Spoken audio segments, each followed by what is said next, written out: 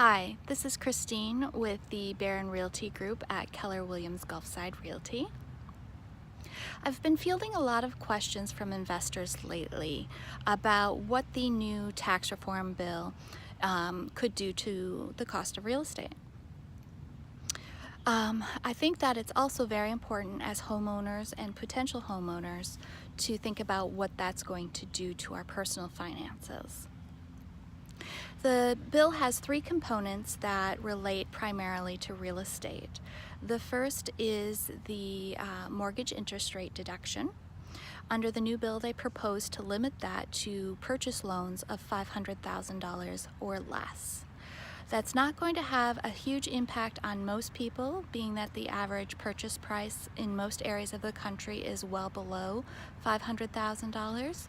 However, the East Coast and the West Coast are going to feel that more significantly, being that the average price of a starter home is around $400,000 to $500,000.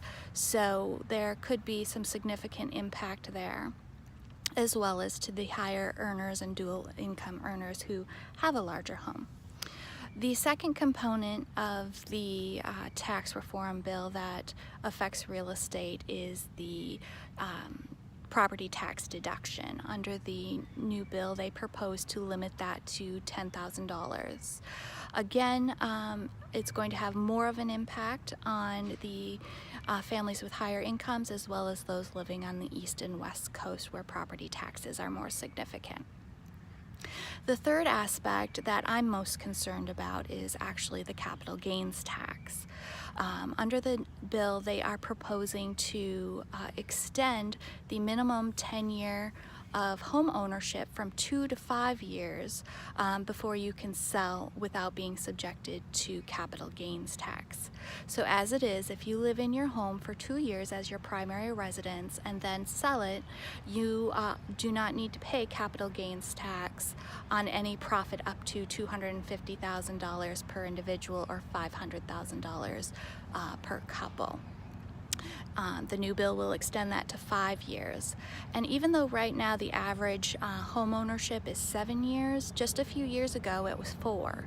So I feel like the 5-year minimum is going to cause a certain amount of paralysis in the real estate industry because most people cannot afford to pay capital gains.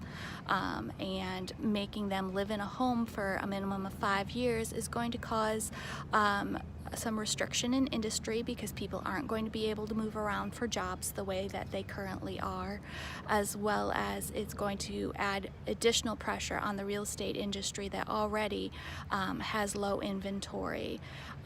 It's going to drive up prices and drive down affordability. And ultimately, I think for our economy, it's going to be a bad thing because people are going to be a bit more stuck, and it's going to make home ownership less accessible.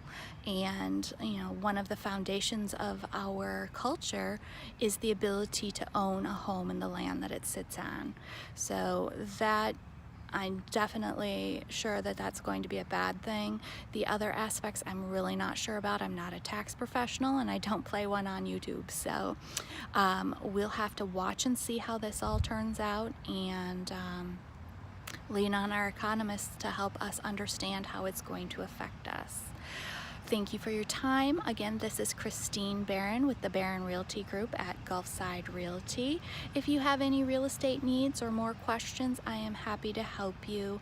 You can always reach me at 774-287-5319 or Christine at barronrealtygroup.house.